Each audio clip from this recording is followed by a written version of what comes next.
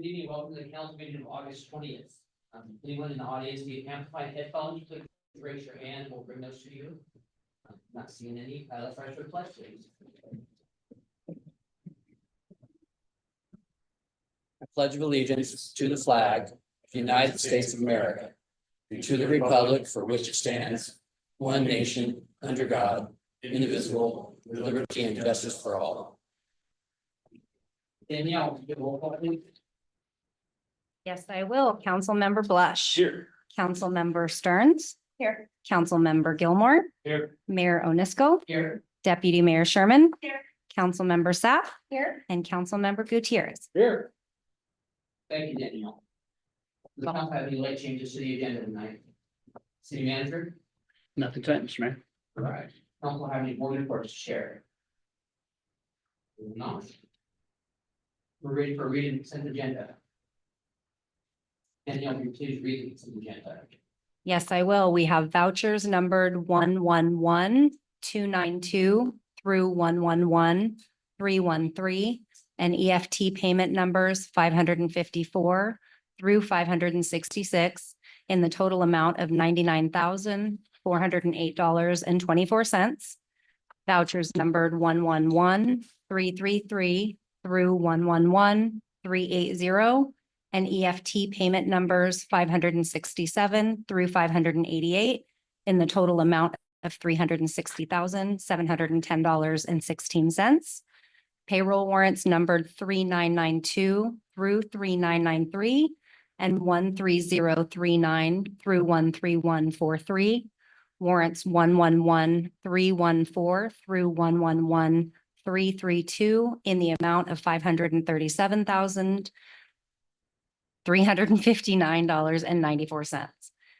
Thank you, Danielle. Is there a motion to approve the consent agenda as read? Mr. Mayor, I move to approve the consent agenda as read. Second.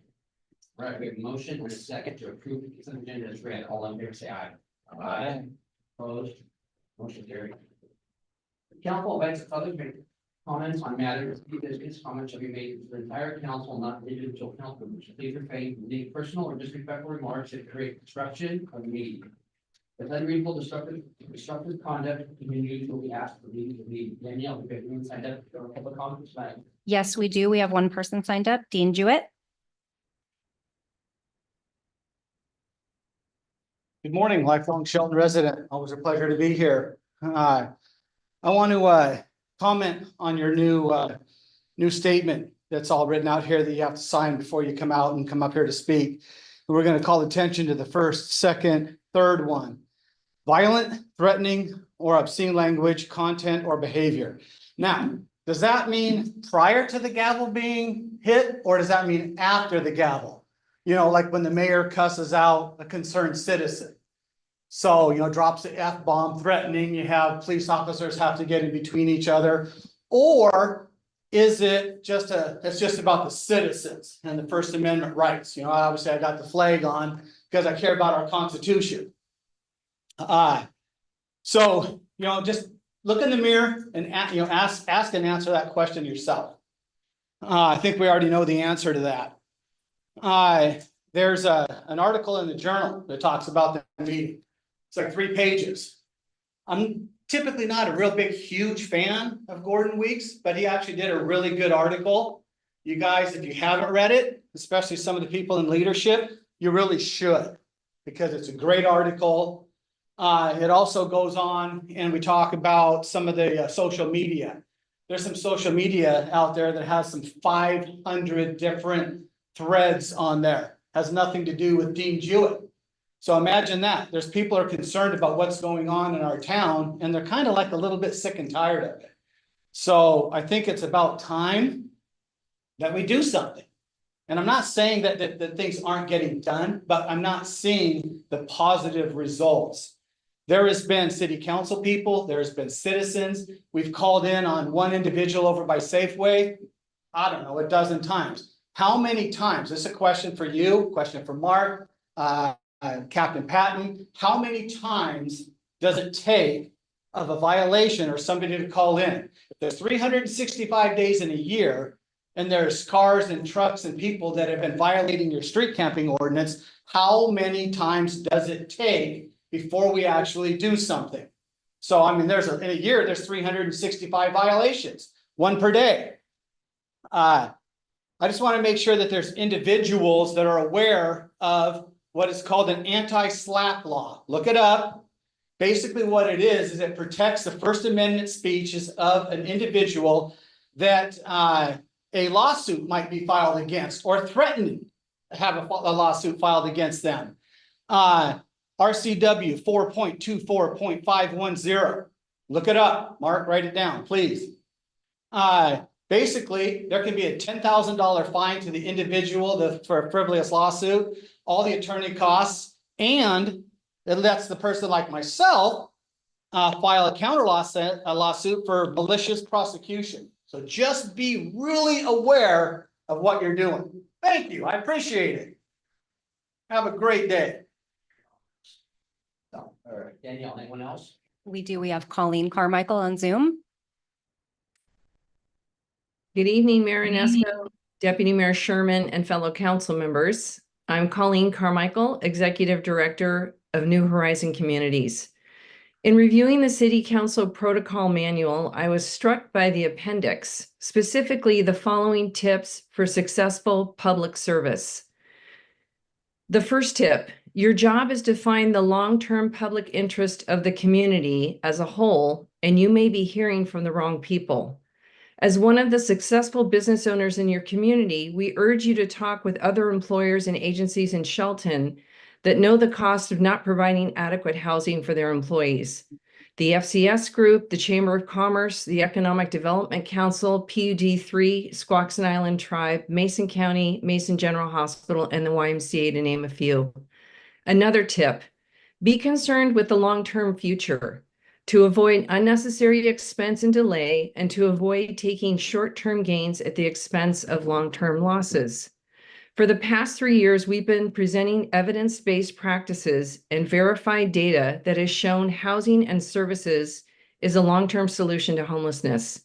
We've also presented numerous studies that have shown that high cost and ineffectiveness of passing ordinances to reduce the number of people who live on the streets.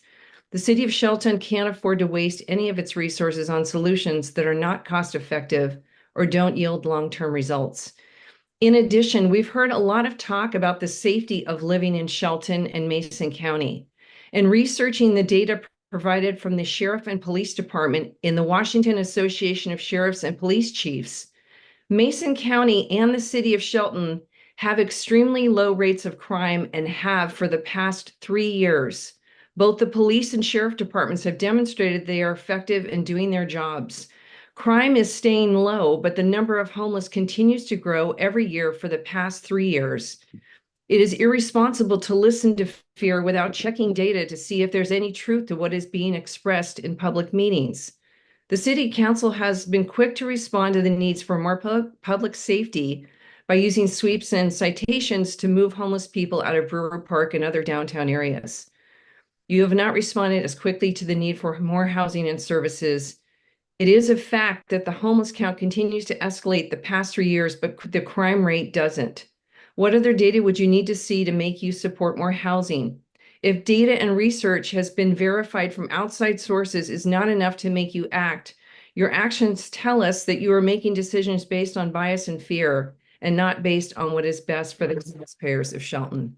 Thank you. Thank you, Colleen. Next, we have Dave Redmond on Zoom. Good evening, Mayor, Deputy Mayor, and council members. I'm Dave Redmond. I'm a retired Army officer, and I'm the program supervisor at Shelton's Veterans Village. There is undeniably a homeless crisis happening across the state. Yet arresting our chronically homeless population is not the way to solve the crisis. And asking them to move to another city is even more ineffective. I listen to these council meetings, and I hear citizens vilifying the homeless, blaming them for every unsafe feeling and missing piece of property. They say that the city and our first responders have failed us, but the numbers from the Association of Sheriffs and Police Chiefs are painting a different picture. The annual Washington State Crime Report shows the majority crime categories with substantial reduction in numbers. Our local responders have done an amazing job at protecting the people and property of both Shelton and Mason County. Of the crimes and offenses that do occur, pointing a finger and stating that the homeless are to blame and making the area unsafe is a statement based on emotion, not one of logic or intellect. As a matter of fact, in the past year in Shelton, robberies had a 28% decrease, burglary had a 27% decrease, and vehicle theft is down by 15%. Stolen property is down by 40%. And those numbers do make me feel safer and appreciative of the hard work of law enforcement. But that doesn't mean that we can't find ways and means to support and reduce the numbers of chronically homeless in the area. With a reflected reduction in byproduct costs for chronic homeless support. The people that are homeless suffer from a variety of problems, including mental illness, substance use disorders, and medical conditions. Without stable housing, they cycle in and out of emergency departments, inpatient hospital stays, psychiatric centers, detoxification programs, and jails, resulting in a high public costs and poor health outcomes for individuals, including premature death. Fortunately, there is a proven solution to fight chronic homelessness and the problems: permanent supportive housing, which pairs affordable housing with case management supportive services, and has been shown to not only help people experiencing chronic homelessness to achieve long-term housing stability, but to improve their health and well-being. Investments here have decreased chronic homelessness by 30% since 2007. Numerous studies, many conducted recently, have sought to document the costs and benefit of supportive housing in the U.S. The majority have documented how permanent supportive housing reduces the use of publicly funded crisis services, to include jails, hospitalizations, and emergency departments. As a permanent supportive housing property manager, I've seen firsthand the benefits of the program. We have enabled our residents to complete college degrees, rejoin the workforce, start paying taxes, get married, and improve their position in society. Simply moving a person to a different city is not humane and does nothing to help the problem. The only thing that does is to drive up the administrative costs of shuffling people around and cleaning the area up afterwards. Isn't it more cost-effective to put solutions into place rather than to revisit the same problem over and over as each city pushes its transient population back and forth? Thank you, Dave.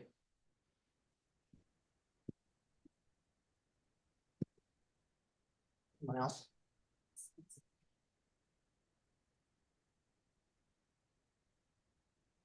There he is on screen now.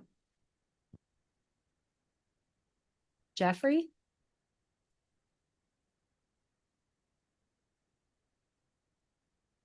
We don't hear you. Can't hear you. You're muted. Did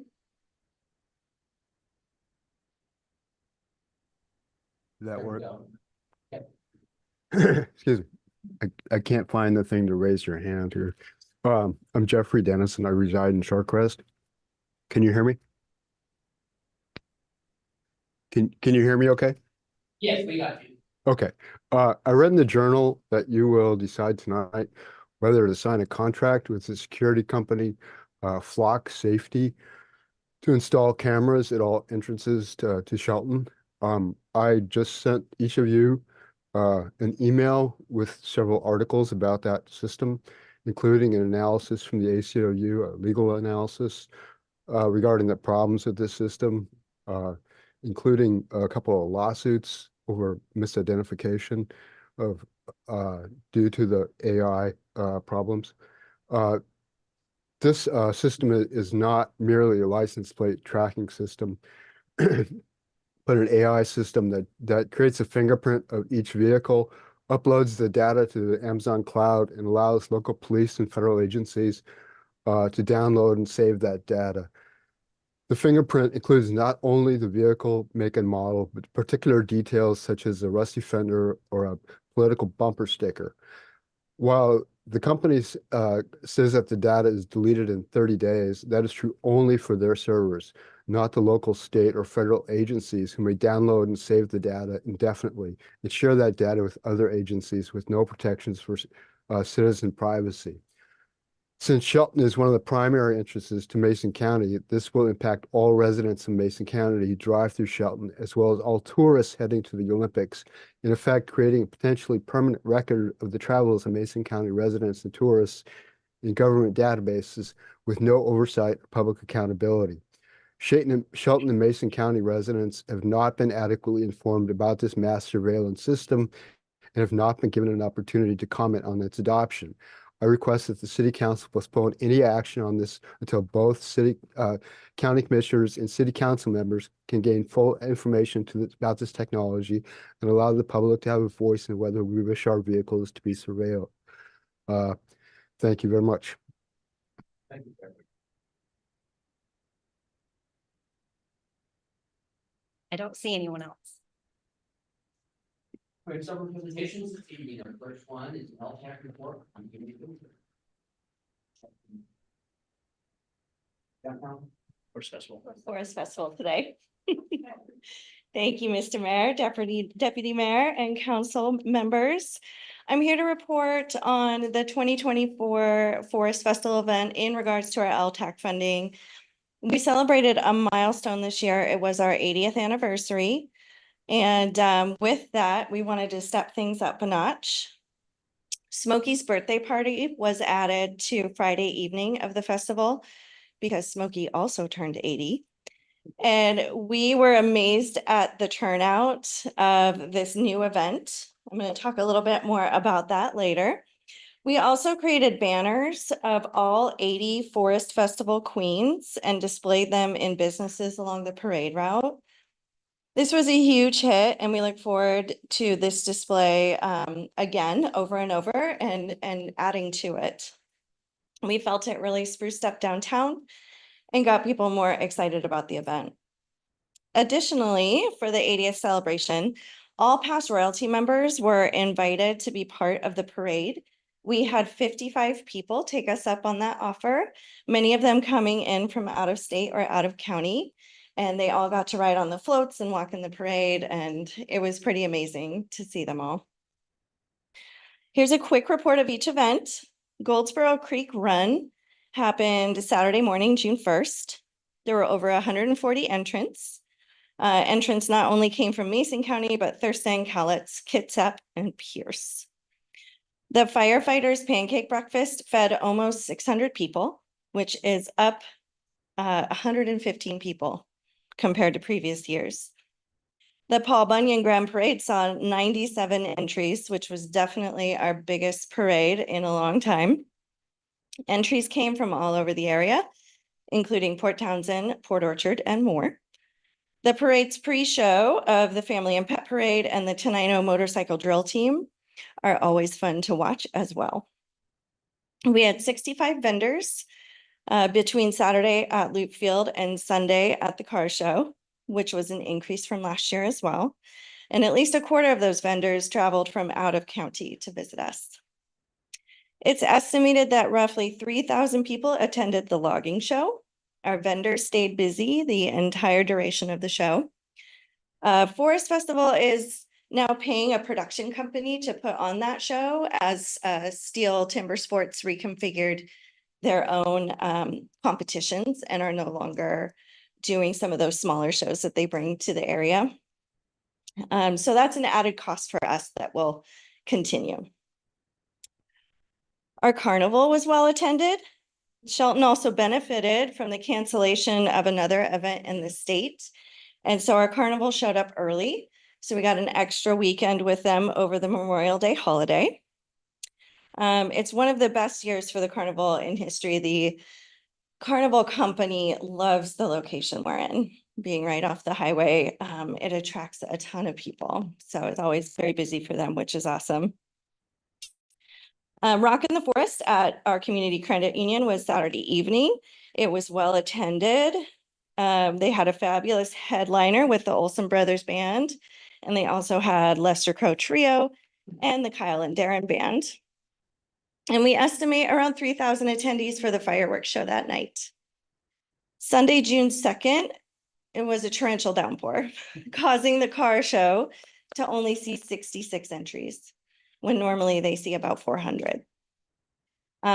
This is put on by the Shelton High School and JROTC Booster Club and Cadets. And they did their best to create a nice event for the people that attended. And our community really came together after the event. We created a virtual entry option through our website where people could go on and purchase a spot or two. And we ended up raising another $2,600 for them. So thank you, community. The Kiwanis Duck Race sold out. Over 5,000 ducks were sold. And again, due to the weather, the actual contest wasn't held in Goldsboro Creek. It was a physical drawing in a dry room. Our new event, Smokey Bear's birthday party, was added to celebrate the 80th Forest Festival. It was Friday evening, May 31st, in the Civic Center event lot, co-hosted by KMAS. We filled the space with food trucks, axe throwing for both adults and children, kids activities, music, a close-up look at a brand new float. And of course, Smokey Bear himself was there. He interacted with people, took photos. Again, it went off without a hitch, and we are thrilled with how it went. And then after Forest Festival, we held our royalty tea party on July 14th over at the Colonial House, courtesy of Green Diamond. This is our 4th annual royalty tea party. We had 80 guests. It's a ticketed event, and all the kids have a ton of fun meeting the royalty and playing games in the yard, and of course having crustless sandwiches and tea. This year, we invested in our new float. It's been several decades since the bones of the float have been updated. It was time for a complete revamp. And now we are working on a new trailer for that float for some additional room and ease of loading. Our royalty court attended about 6 other festivals with the float, always winning an award for the float and their enthusiasm. In September, the float and the court will be heading to the Autumn Leaf Festival in Leavenworth. Additionally, they visited numerous area civic groups and schools. We look forward to crowning the 2025 Royalty Court at Coronation in February or March.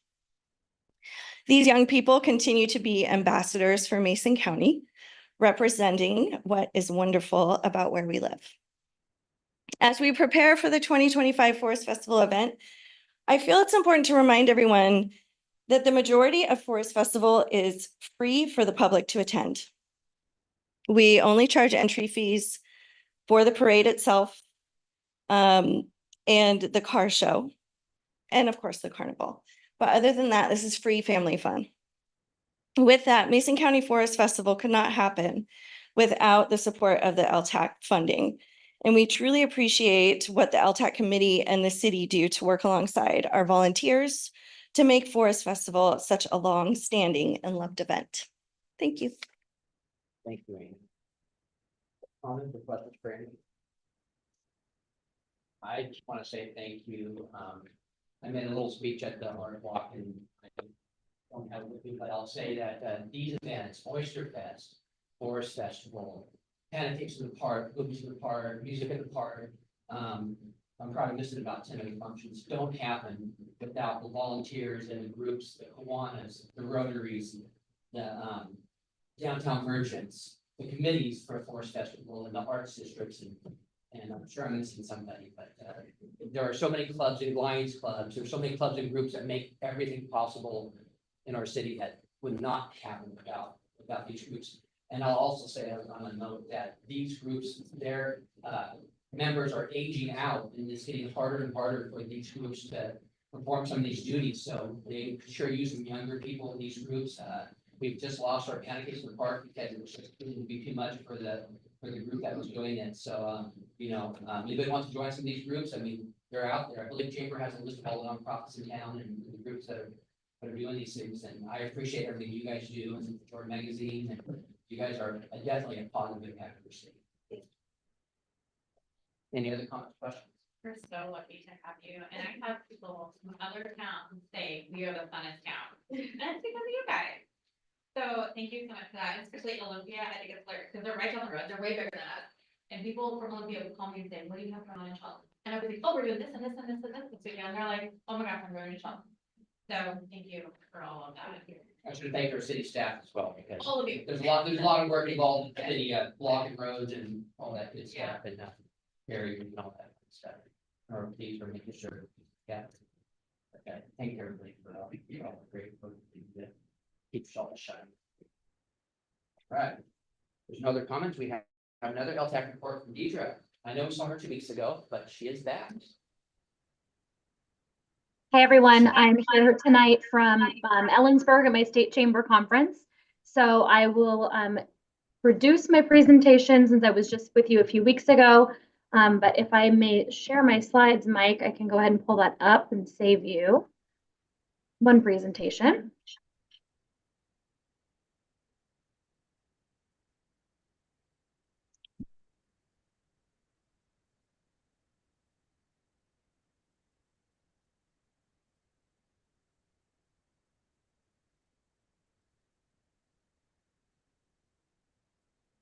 All right, so here is our second quarter visitor information services update for the city council. First here, I wanted to share with you, and I know this says January to March, but this is actually April through June, our year over year visitor counts and pass sales. And we include both our visitors at the caboose downtown and the chamber office, but also at our Hoodsport Visitor Center. And again, I want to thank the city for their support of the services overall, because as we know, a lot of folks are coming to our area to visit the national park. And that is really the center that sees the most traffic. And so being able to direct folks to local services, places to stay and shop and eat helps us to drive people into our downtown and into our business community. So if you see here on the report, we have more folks being served year over year. 2019 pre-pandemic, we're about 833 visitors. This year for the same quarter was over 2,600 visitors. We also have here the Facebook pages that the chamber runs. So both the Chamber of Commerce page itself and our Hood Canal Visitor Center page, which does a lot to get news out about really time-sensitive information in the area. For example, right now, the Browns Creek fires that have been going on and the hiking areas being closed has been a huge impact to the traveling public. And so working with our connections within the Forest Service and National Park, the rangers do an incredible job of sharing information with our volunteers. And we then share that out. Also, things that are going on in the area, whether it's the pier or things happening at the Hoodsport dock or down at the Shelton Marina, it gives us an opportunity to redirect folks to other local activities. Within the Hood Canal Visitor Center, we of course see folks from in-state, Tacoma, Olympia, Allen, and Seattle, but we have also seen a lot of folks from out of state over the summer, Minnesota, California, North Carolina, South Carolina, Utah, and Oregon being the most popular. Hawaii and Canada, we've seen most from overseas, but we've also seen quite an influx recently from our European visitors. This just gives you a quick look at April through June, our Google business profile, which of course has reviews from the public about their experience there and what they're looking for. And you'll see a lot of times they're looking for information about Lake Cushman, they're looking for the ranger station or just visitor center. And as we move on to the caboose, I want to take this opportunity to once again thank all of the volunteers who made the restoration of the caboose and Tolly possible. It's a really special piece of our downtown, and the caboose itself serves as the visitor center. We have a doorbell system on there so that folks, if they arrive, can ring the doorbell. We can provide them access if we don't have a volunteer that's in the space at the time.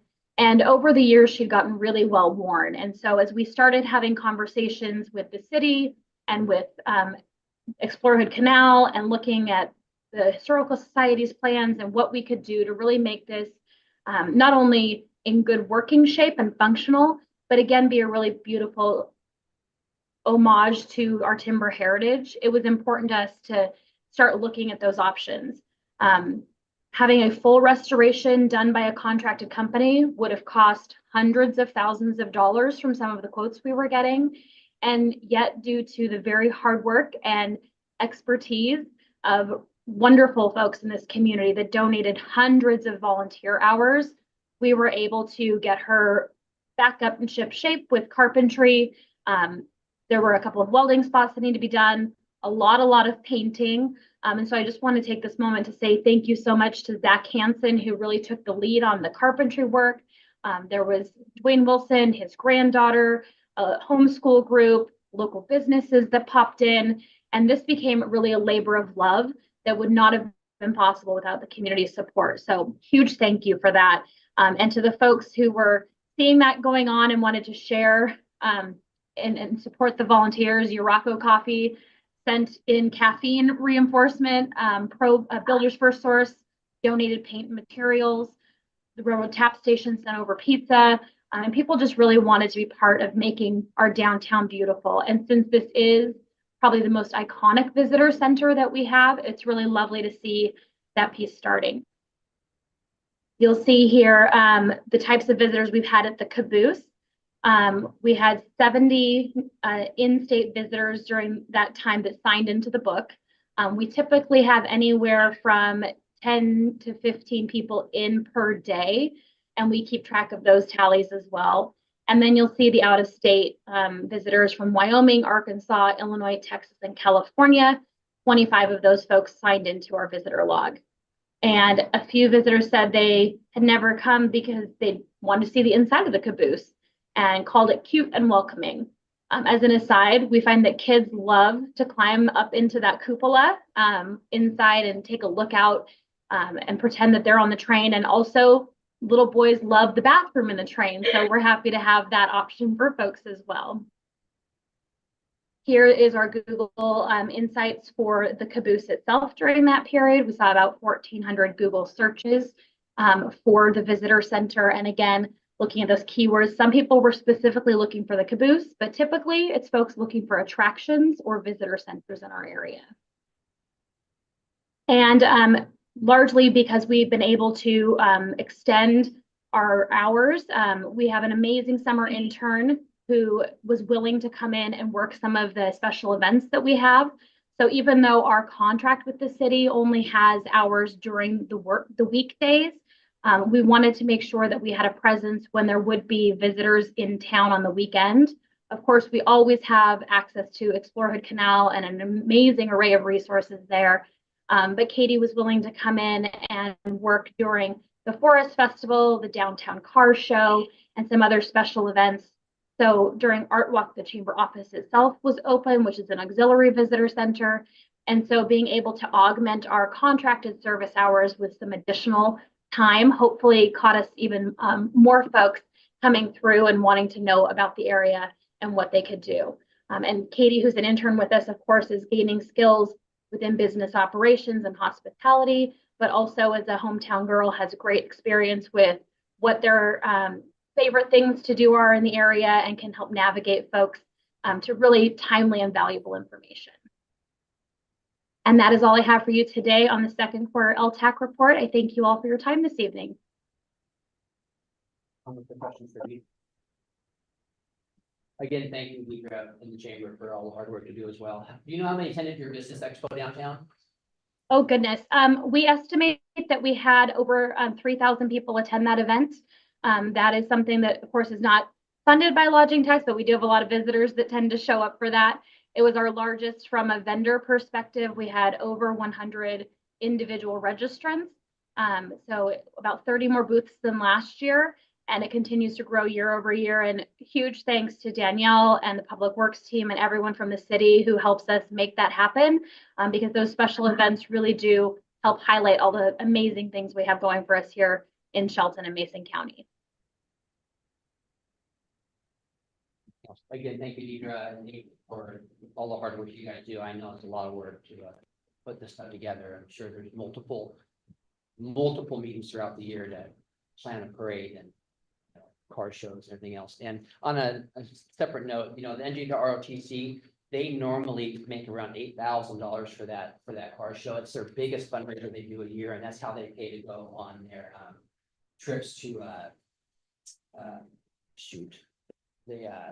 for meets, their meets. So that's really hard for them. I didn't know that set aside. I didn't see it, so I would definitely be donating to that as well. But all right, we will move on. We have one more presentation from Mike Giddens, our finance director. Thank you, Mayor, Deputy Mayor, and members of council. Believe it or not, we have 50% of the year represented here with the June financial report. It's with that 50% kind of look at the city's funds. It's a really great spot. We've been using it for budget development because it's that nice way to kind of look and see, okay, if all expenses, were equal, which we know they aren't all. Many of them can be. It gives department heads and other cost center managers a nice place to look at their budget and say, where are we at this 50% mark? On page 1, I'm pleased to show you that, we have a favorable variance in the general fund. I'm gonna keep my remarks kind of brief on this tonight because next week we have a look at the 2025 budget and we'll use this as a reference. But to highlight some parts of it, that revenues exceeding expenditures was really not expected. It's certainly not something you turn away. I'll take you through a few of the things that have happened on that a little bit later in the report.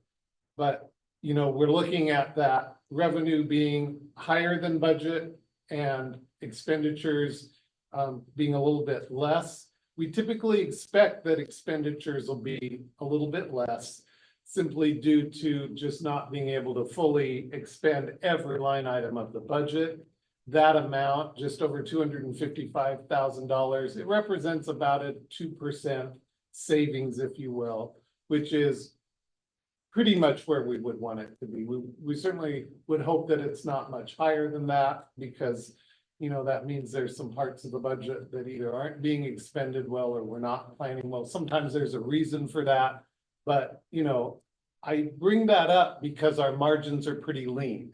In other words, what we budget in the general fund, we're pretty much expending. There's not much of variance in there that we can count on. And so as we're working on the 2025 budget, and as you'll see next week and in the formal presentation of it later in the fall, there's tight margins in the general fund. And I know you know that, but I just emphasize that because you really see it here, even though revenue's up and that's great, that happens to be a really slim margin for us. A little bit further down the page, kind of midway, we break down the ending fund balance.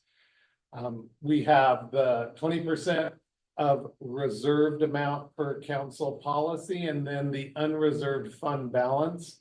We'll be talking with you more next week at the study session about what we're looking at and getting your advisement on that unreserved fund balance. It's one-time money that can be used for pay-as-you-go types of capital outlay or other one-time expenditures. And so the city manager and I were looking at it. We've been looking at it a lot, let me tell you, but we've got the council finance subcommittee got a brief look at it earlier this month and we'll take you through it a little bit more next week. But I want you to rest assured that we have plans to show you that in the 2025 budget.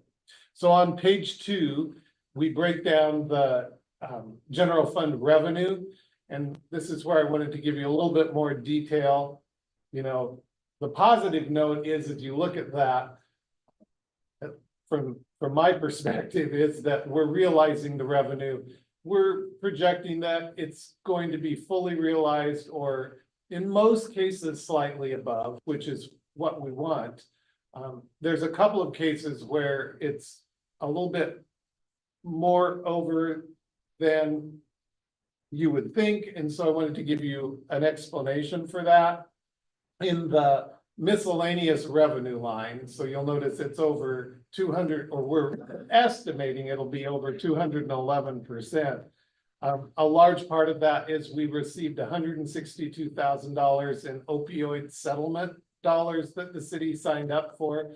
And then our investment interest, and I think I mentioned this because of the way public funds are invested right now in the local government investment pool, they're earning unprecedented interest rates because of that kind of inverted way the interest rate structure is right now. It likely won't continue, but those are the two reasons that miscellaneous revenue is higher than certainly we expected or budgeted for. And then intergovernmental revenue is, you'll notice we're estimating be a little over $140,000 positive. And that's simply some grant and one-time allocations that we didn't budget for. Some of those we may include in a supplemental budget later, but we're certainly never going to say no to grants that develop during the course of the budget year, but that's the reason that that's a little bit over. So, you know, those two lines in and of themselves are a big part of that overage. It's explainable. We're, you know, the opioid money we'll talk to you a little bit more about next week at the study session. It's very limited on what a city can spend it on. But we're accounting for that separately, but it does go into the general fund. And so I want to point that out. Otherwise, let me skip down. The rest of the report is pretty usual and customary down to page 7, where we have the estimated fund balances and where we're looking at things being at fiscal year end. You know, this again, we're doing the best we can to estimate where things are going to go. Our other directors, superintendents, others are helping us a lot because we don't always know in finance what projects are actually going to come to completion. This is kind of that pivotal time though, where we need to really be looking at it so we can say, okay, what aren't we going to get done? Where's the ending fund balance going to be that we can use towards 2025 projects?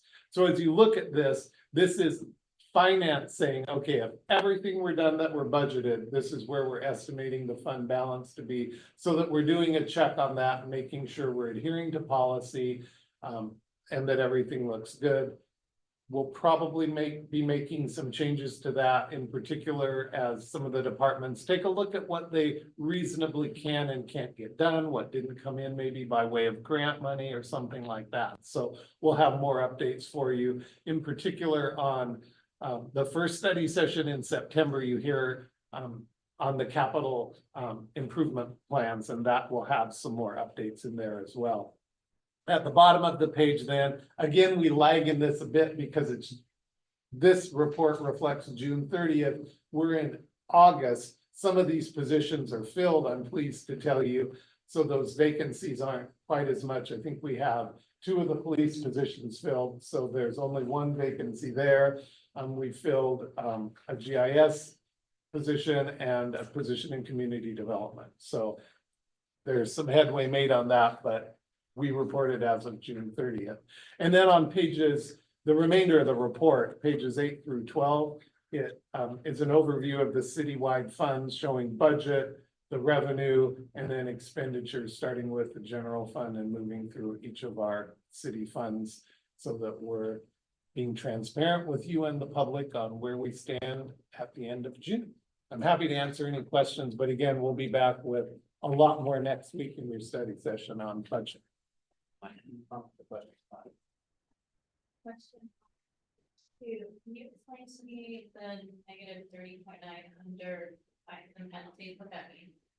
Sure, so that just means that in that category, let me get up to page 2 here. On that category, we're estimating that we're not going to collect all that revenue. So that's largely, you know, each of these categories has so many things in them. It includes citations that police write, it's other things from municipal court. But given kind of where our revenue is through June at 37,340, we're estimating that to come in at just over 63,000.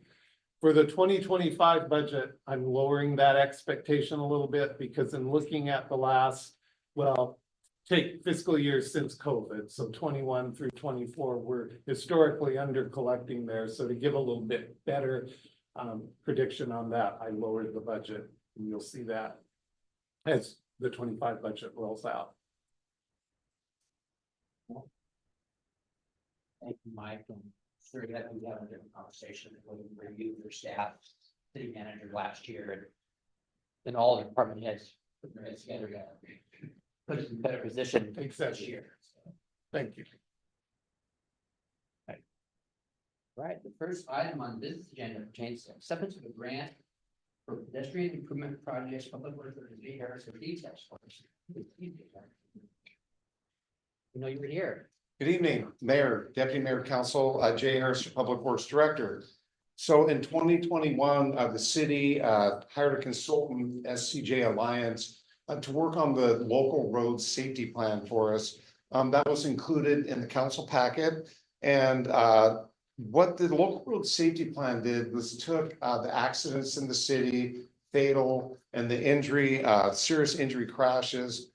And then it analyzed the location of that, and then the data was used to determine some of the top safety projects in the city. And so the local road safety plan, I don't know if you had a chance to read it, but it went at great length to define for those crash periods, the most important projects for the city. So council adopted that in January of 2022. In the spring, we submitted a grant application to WSDOT, and we were lucky to receive $1.295 million for the top safety improvements that was identified in the plan. So it didn't do all of them, but it did a bunch of them. So one of them was Olympic Highway North and I Street. That's for some rapid flashing beacons, extending curb bulbouts, and some street lighting.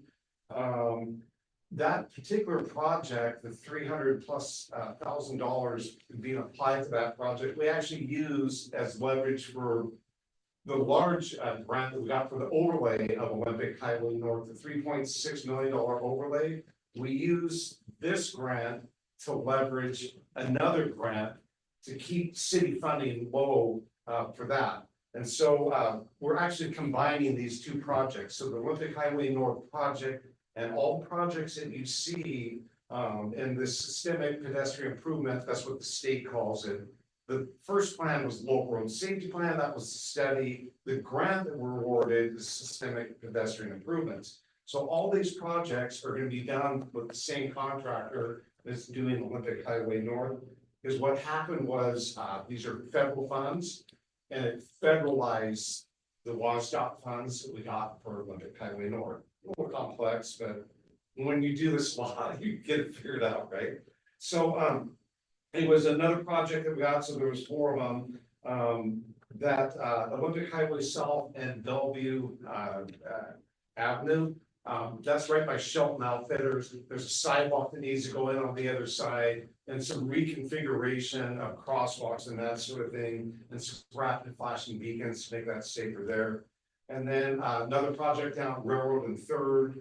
And so that will sort of space out the pedestrian crossings, the flashing crossings on Railroad Avenue at about 3-block intervals. So that was Railroad and 3rd to do some flashing beacons there and some curb ramps.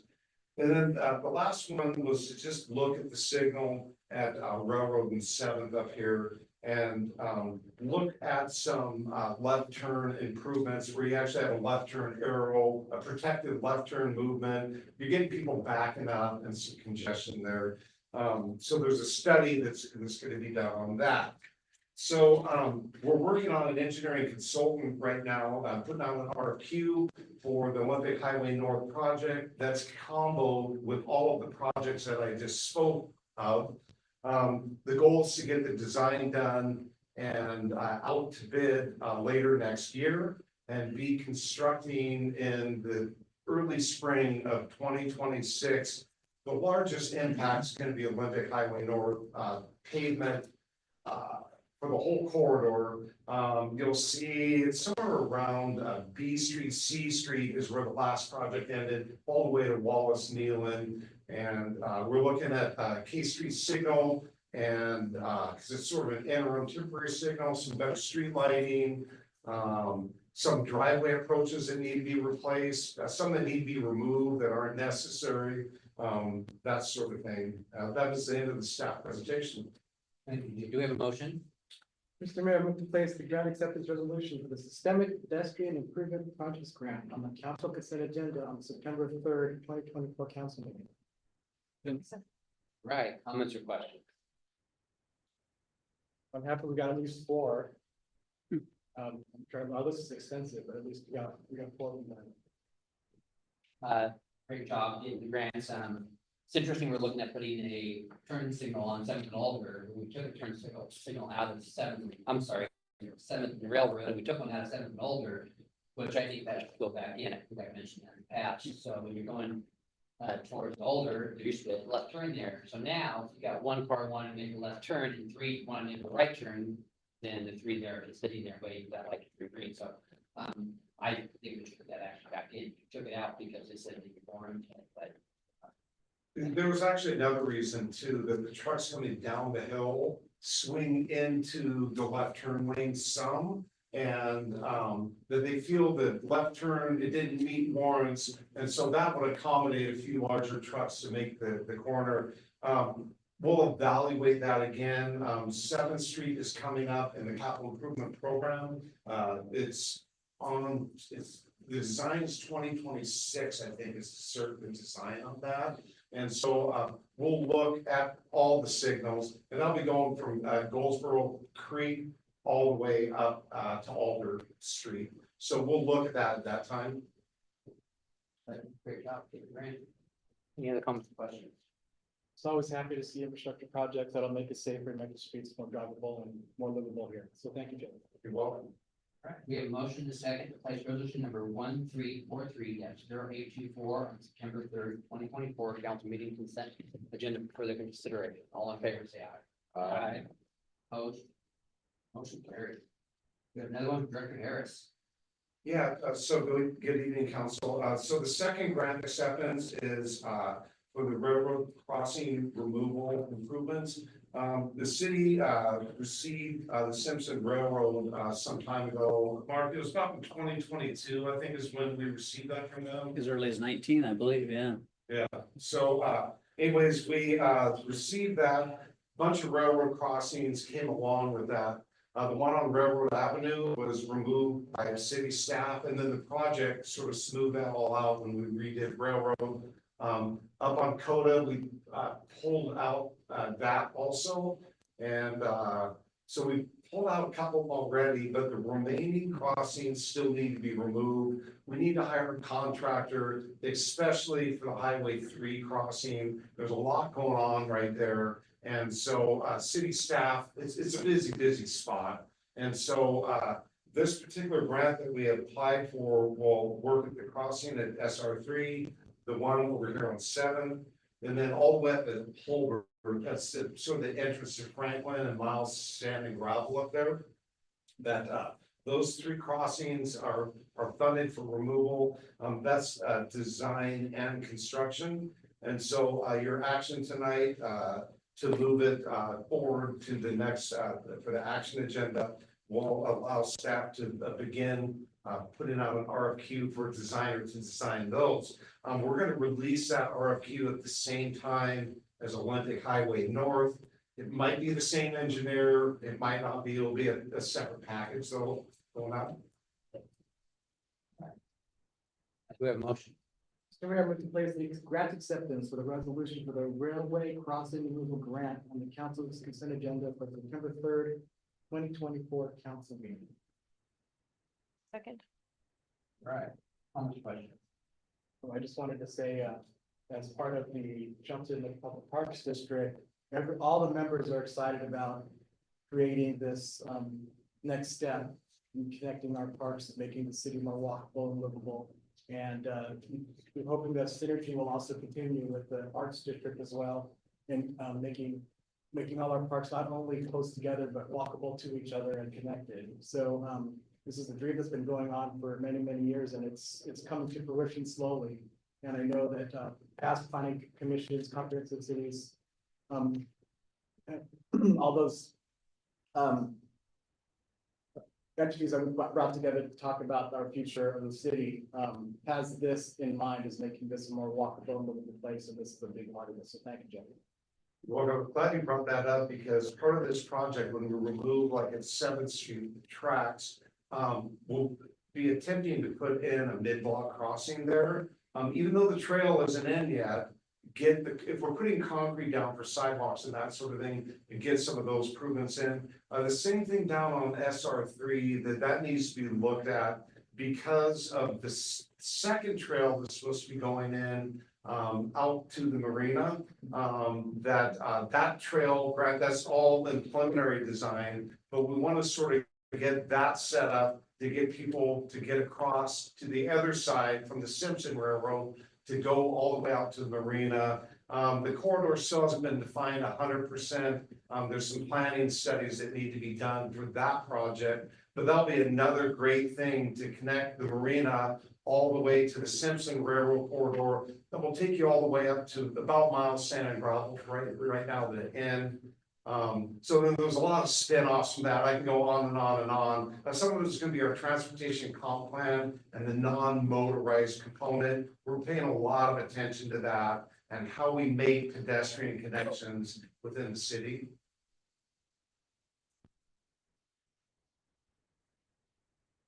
Okay, we have a motion and a second. Thank you, Jay. We have a motion and a second to place resolution number 1344-0824 on September 3rd, 2024 council meeting for further, or for consent agenda for further consideration. All in favor, say aye. Aye. Opposed? Motion carries. All right.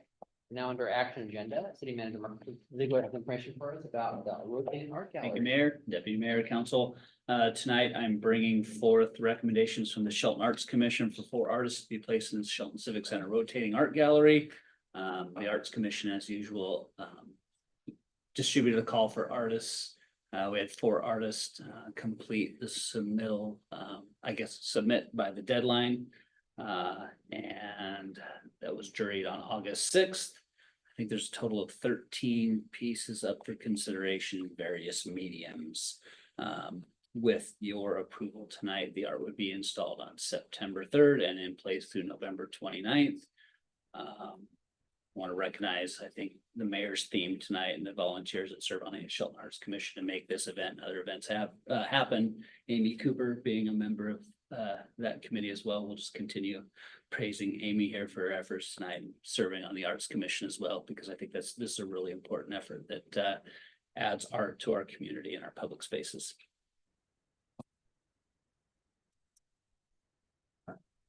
We have a motion. Mr. Mayor. Public comment. Any public comment? Right, now do we have a motion? I move to approve the Shelton Arts Commission recommendations for placement of the Civic Center rotating art gallery. Right, comments or questions? Well, it's diversity of the. Thank you to the Arts Commission for always recommending us. It's interesting art. Anything else? All right, we have motion and second to approve the Shelton Art Commission recommendations for placement of the Civic Center rotating art gallery. All in favor, say aye. Aye. Opposed? That motion carries. Next up, we have Public Works Superintendent Brett Armstrong, information regarding the post plant monitoring at C Street landfill. Good evening, Mayor, Deputy Mayor, Council. This is the contract amendment number 3 for C Street landfill post cleanup monitoring. We have one slight change from last week that it's to be good. We our procurement contracts administrator, Brooke Hiltz, has been working with ecology, and she was able to get 75% of year 2's cleanup covered by the grant. And took a lot of work back and forth. They usually don't cover the second year, it's just the first year. But she was able to get 75% covered. So after that, there's no changes. Great, any public comment? May we have a reading of resolution number 1342-0724? Yes, resolution number 1342-0724. A resolution of the Council of the City of Shelton, Washington, authorizing the city manager to approve contract amendment number 3 with Aspect Consulting LLC for post cleanup monitoring and reporting of the C Street landfill. We have a motion. Mr. Mayor, move to adopt resolution number 1342-0724 as presented. All right, comments or questions? Second. Oh, sorry. Comments or questions? Okay, all right. Thank you also for going out after that. Yes. We have a motion and second to adopt resolution number 1324-0724 presented. All in favor, say aye. Aye. Opposed? That motion carried. Now we have Police Captain Dan Patton with information for about block safety. Good evening, Mayor, Deputy Mayor, City Council. We did a study session and we did another City Council briefing on the block camera system, but just a quick overview again is what the Shelton Police Department was proposing was 12 block cameras. These are automatic license plate reader cameras that capture the rear of the vehicle as it drives by. What it is not is it's not facial recognition. It is not to capture anything other than the rear of the vehicle. With roughly about 3,000 vehicles traveling on our roadways each day and 12 cameras, the data is vast. So you can imagine what it would take for a single person to go through each piece to find the vehicle that they wanted. In this case, if the vehicle is stolen and it passes that camera, our police officers are notified, should be within 30 seconds via app on their phone or via internet connection on their mobile computers and their vehicles. They're notified within 30 seconds. Probably less time than it would take me to actually run the license plate myself and get that returned. We all know that criminals steal vehicles to commit other crimes. Last year, I believe what my notes with the grant I wrote was that we made one arrest in a stolen vehicle. Is because usually when we recover stolen vehicles are already parked and they've been parked there for days. Now we're going to be notified within 30 seconds. And we can be alerted to where they're at and hopefully capture these criminals before they victimize the city of Shelton even more. I understand there are some concerns. I've done my research with the ACLU and they determined that this is a slippery slope. You know, we may use this information for immigration. We may use this to determine political affiliations. The truth is that the Shelton Police Department has a lot of databases and we can use that information, but it'd be illegal, it would be wrong. If you Google news articles, you'll see that there's a police chief in Kansas that uses information from Flock for his own personal gain to stalk his ex-wife. Once caught, that person is no longer a police officer, they're terminated, their license was rescinded by the state of Kansas. The truth is that we do have checks and balances in place. We do have oversight for this information from Flock. We do have a policy in effect ready to go if it is approved. And this type of data is controlled the same way as any other data that we get from our databases. We do have a transparency portal that would show exactly what we're capturing, how much, and what we're looking up. As a supervisor, I'll be able to go in and just randomly pick an officer and see what they're looking at and why they're looking at it. Information is stored for 30 days and it is released after that 30 days. There was a remark that was correct that if law enforcement pulls that data out within that 30-day period and we retain it as evidence, then it's going to be held just like any other piece of evidence, and that's going to be based on the type of crime that where that case stands in court. So the cost is $37,800 for the first year. We were awarded in a grant for $12,000 or actually $20,400 from our Washington Association of Traffic Theft Task Force. And that is specifically for the use of Flock cameras. That's what we use it for. So if we don't move forward with the purchase of Flock cameras, then we will not be using that grant money. One last thing is the Flock cameras will also alert us to amber alerts, silver alerts, or any other type of alert. And another type of alert would be if a neighboring jurisdiction was looking for a vehicle involved in a homicide, they had a license plate and they put that information in there. When that vehicle passed a camera, it would alert that jurisdiction and also ourselves and the reason why it was on this hot list. So it'd be like the vehicle was involved in a homicide or some other type of crime. That's all I have. Right. Danielle, no one's ever public comments tonight. No. Right, we have a reading of resolution number 1346-0824. Resolution number 1345-0824. 6. 1345. Oh, what am I looking? Next one. Oh, I am on the wrong one. I'm so sorry. Okay. Resolution number 1345-0824, a resolution of the Council of the City of Shelton, Washington, authorizing the city manager to approve a contract with Flock Group, Inc. for license plate recognition system. Thank you. We have a motion. Mr. Mayor, I motion we proceed to resolution number 1345-0824 as presented. Second. Comments and questions? That's not good. I think that if this were to rescue one kidnapped child or lost senior, then this is well. I'm out looking for crimes in our city where crimes have been committed somewhere and they're driving through our city. It's what I'm thinking about how this is really gonna work.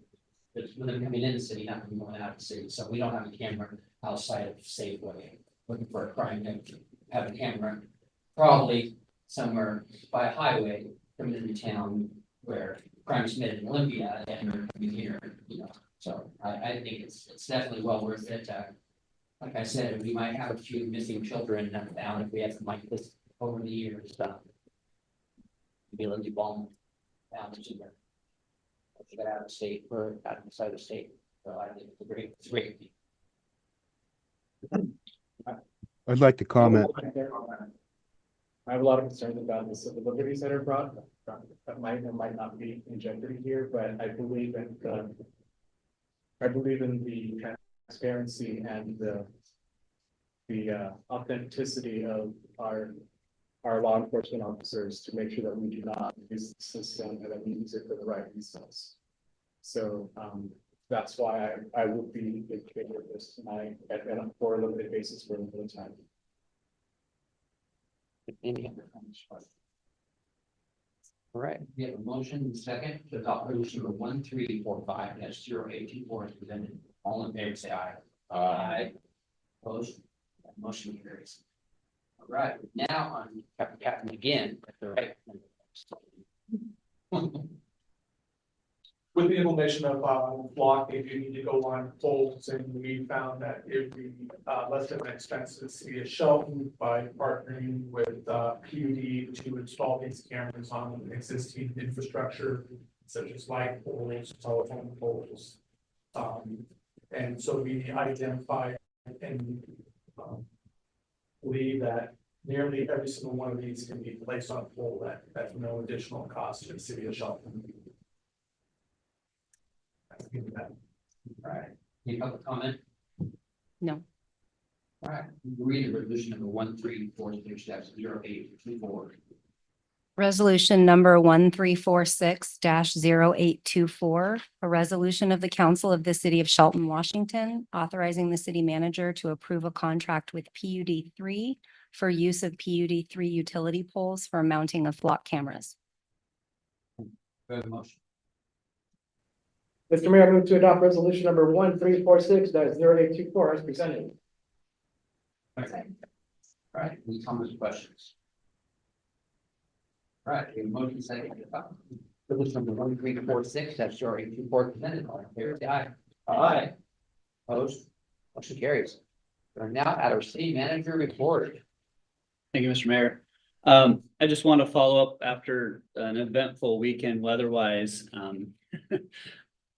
I was out of town on Sunday and missed I think the big rain, but saw the lightning and thunder Saturday night. I'm pleased to report that we haven't received reports of any major damage.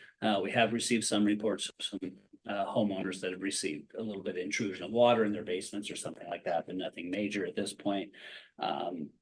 There's, I think, depending on the weather stations you looked at, that could have been up to about a half inch of rain in a very short period of time, like 20 minutes or so. And as you saw the flooding downtown and through the streets and through alleys and areas like that, that's really useful information it's good to have that information right now, because as we're nearing the development of our future stormwater comprehensive plan, we can understand where these impacts are occurring right now and how we can address those in the future. So it's nice to have that information disseminated to the city if we don't have that already. Since it was a weekend, we did bring staff in to address some of the issues, but we didn't have our full staff in. So we're certainly interested in public reaching out to us and letting us know if there was an issue that we can address at a future date. There obviously is a lot of areas where gravel or beauty bark or debris got moved into the streets, and we're doing the best we can to do that. We have street sweepers out on the streets. We're trying to address that as fast as we can, but it just simply, can't happen overnight. And we understand the concerns. So the city's civic engagement app is a great place to place those for review and prioritization. If it's a public safety issue, we'll deal with it right away. If it's an aesthetic issue, it gets moved down the list, obviously. When you have a city this old, quite often there's not conveyance systems that move the stormwater in an event like that, and there probably won't be. We have dry wells in a lot of areas that don't convey water anywhere. It just is meant to infiltrate it into the ground. Some of those have been there a number of years. They might not be functioning as appropriately as they could after time, but they might just not be able to manage that amount of water in that short a period of time as well. It's just a fact of the matter. So we'll do the best we can to address these. Again, we've got a maintenance program for all of our catch basins in the city due to our phase 2 permit that we have to manage the Department of Ecology. Yeah, I have to say, I've been here 45 years and seen a lot of rain in my 45 years, and never saw so much rain in such a short time than I saw on Sunday. It was crazy. I mean, we had rivers everywhere, even up in the Highlands, we had rivers, and I never saw the water go so far inland downtown before. I mean, it went all the way like to almost to 3rd Street. I mean, that's went pretty darn far. So I think we survived it, and I hope we learned some stuff. If like Mark said, if public has any videos that you can send, the Facebook videos we can't really send via text or email, so you send them directly maybe to the city, we can get them. And I think it's as simple as maybe just the location as well. This is location, we saw an approximate description, at this intersection, there was a foot of water or something like that. And we can add it to our list for future reference as well. A lot of videos, that tends to clog up the system. We're probably not going to view those completely. We don't want multiple, videos of the same location sent, but certainly some information, some communication is great. We didn't see a big impact out of the treatment plant because it was a short term event. The ground's not highly saturated, so you didn't get a lot of that inflow into some of the older pipes as well. So, and then Shelton Creek, Canyon Creek responded fairly well. We didn't see those crest over the riverbanks as well because of the time of year that we get those. I was happy to attend the Washington City Managers Conference last week, so I was gone for a couple of days, as you know. I think there's a lot of value in talking with peers across the state and understanding what they're going through. The more you talk to them, the more you realize we're not necessarily unique here in Shelton, that we're all dealing with some of the same challenges that are happening across the state, and there's some opportunities for improvement that are happening there. But I think there's also a lot of good things that are happening in here that I can contribute to some of those city managers, and they can take forward to their communities as well. So it's a nice opportunity. I appreciate the council allowing that of me. A couple of the sessions we had, one was from AWC, the Association of Washington Cities, and pooling efforts for insurance, particularly. As most of the council knows, our liability insurance has doubled over the last 2 years. We're now paying over $1 million for liability insurance each and every year. That doesn't come with a reduction at any time. We don't see that reducing over time. It continues to increase year after year. Our medical insurance and our benefit packages that are provided to employees, they're anticipating a double-digit increase. We won't see a double-digit increase, but we'll see 7 or 8% across the 2 platforms that is offered by AWC. We reduce that by having a wellness program the city employees participate in. It reduces our commitment to that healthcare insurance by 2% annually. So we really encourage our employees to take care of that program. And then there's high deductible programs that employees take advantage of, and that reduces the cost to the city as well. So we want to continue being creative as much as we can. AWC is a large pool, 218, I think, members within that. So they do the bargaining for us, right? They address that and work on behalf of all the member cities. Some of the major impacts that they're seeing, at least on the cost of insurance, is prescription costs. They continue to increase time and time again. They show the top 10 impacts to both Regents and Kaiser, which are the two healthcare providers. And there was some cancer patients that were in the millions of dollars over the last year in just medical prescription costs. So it's a large impact on those funds and the services that are provided from AWC. Great information about artificial intelligence and how it's being utilized particularly in communications in certain cities and communities. Pasco's kind of on the cutting edge of that. They certainly have policies and parameters around that, but I think there's opportunities there to create some efficiencies within the city of Shelton, particularly when you don't have a large staff. That there's some platforms out there you can utilize. We can integrate some of these newer technologies to help us out in some of the functions that we have throughout the community. Again, communication was a large theme, addressing misinformation and disinformation in your communities and when to address that and how to address that, and best platforms. Certainly there's larger cities with large communication departments of multiple people that have a lot of resources and can dedicate that there that we don't have. But I think there's takeaways that we can bring to the city of Shelton here and address that as well. Let's see.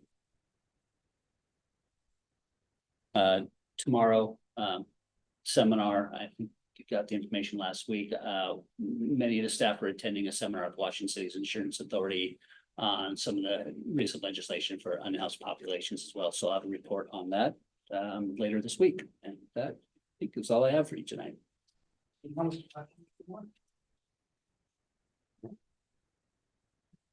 Next meeting, for Tuesday, September 3rd. And I'll have today's session, number 7, that's 6 p.m. and this meeting is adjourned at 7:30. Thank you, everybody, for time.